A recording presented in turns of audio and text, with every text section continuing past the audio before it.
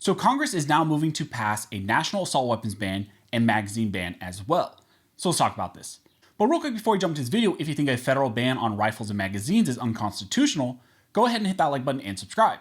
I also want to mention that if you're interested, you can now purchase channel merch. You can purchase a shirt like this one, and then we have 2 other designs as well. One of the shirts is in 2 different colors. So I will leave a link down below. That's a great way to support the channel. And if you do end up purchasing a shirt and you receive it, go head over to my Instagram, tag me with you and your shirt on Instagram. And again, I just like to see everybody who purchased the shirt, who's supporting the channel, and I really like engaging with you. And that's another great way to do that is over on Instagram. So I guess in the intro, news recently broke that the House is now moving to bring HR 1808, a bill which will ban so-called assault weapons and magazines as well, bans them nationally. They are now seeking to bring that to a vote in the House. News is that next Wednesday, they will bring this bill up to a markup in committee with the goals of getting this bill voted on before the end of this month in the House. This is obviously concerning since recently a bipartisan gun control bill passed in the House and Senate with Republican support. Now, the bill we'll be talking about in this video is HR 1808, also known as the Assault Weapons Ban of 2021.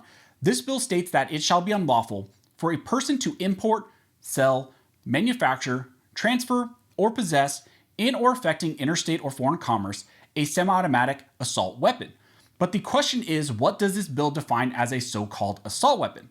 The bill states a semi-automatic assault weapon means a semi-auto rifle that has a magazine that is not a fixed magazine and has one of the following offending features: a pistol grip, a forward grip, a folding or telescoping stock, a grenade launcher, a barrel shroud, or a threaded barrel. It also defines the term to be any semi-automatic rifle that has a fixed magazine but has the capacity to accept more than 10 rounds. So essentially you could have a fixed magazine rifle semi-automatic AR, but if you put a magazine that holds more than 10 rounds in it, all of a sudden it magically becomes a so-called assault weapon under this bill. But this bill doesn't stop just there. It also states a so-called assault weapon can be a semi-automatic pistol that has a magazine that is not fixed and has any of the offending features, including a threaded barrel, a second pistol grip, a barrel shroud, the capacity to accept a detachable magazine that is in some location outside of the pistol grip, a stabilizing brace, or if it is a semi-automatic version of an automatic firearm. But wait, there's even more. It also bans semi-automatic shotguns as so-called assault weapons that have detachable magazines in any of the following features: a folding or telescoping stock, a pistol grip, a fixed magazine that can accept more than 5 rounds, a forward grip, or the ability to accept a detachable magazine. Then the definition of banned assault weapons in this bill goes on to also list a variety of makes and models that would also be banned as well. Now, if this type of scheme sounds familiar to you, that's because it is. This is the exact type of ban that you see states like the state of California have put in place.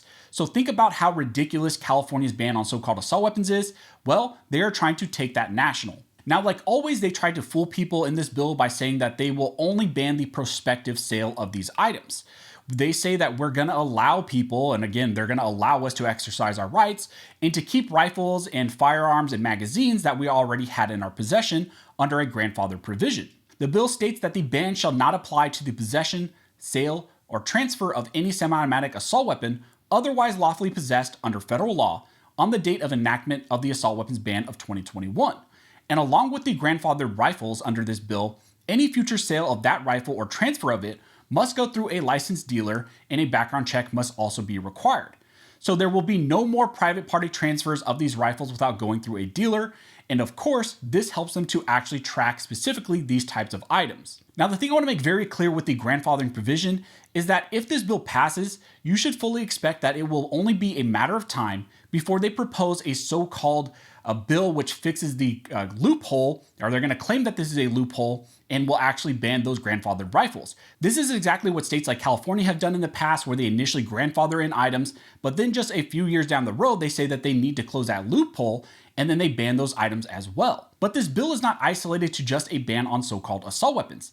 This also will impact magazines.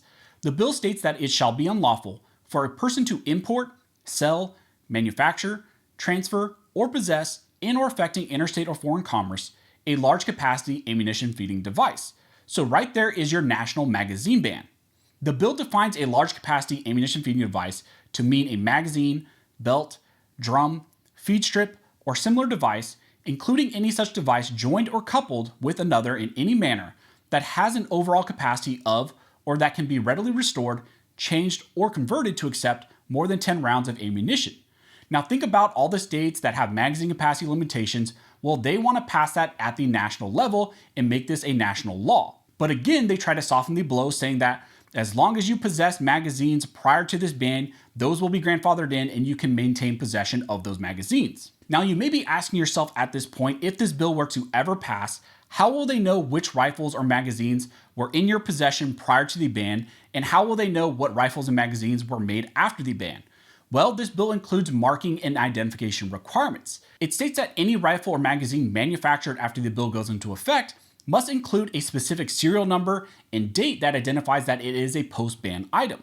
So this bill creates a very clear cutoff of rifles and magazines that were made pre-ban and post-ban as well. So that's just a quick breakdown of this national assault weapons ban and magazine ban that is now being pushed forward and will receive a markup next week in committee on Wednesday. Reports are that the hope is that this will receive a House vote before the end of this month. The concern is that since this bill already has 212 co-sponsors in the House is likely going to pass this because it's a Democrat-controlled House. The only thing stopping this bill right now and this national ban on so-called assault weapons and large capacity magazines is the filibuster in the Senate. Now, I think this bill is too drastic of a bill to get the 60 votes it needs to break the filibuster and to pass the Senate.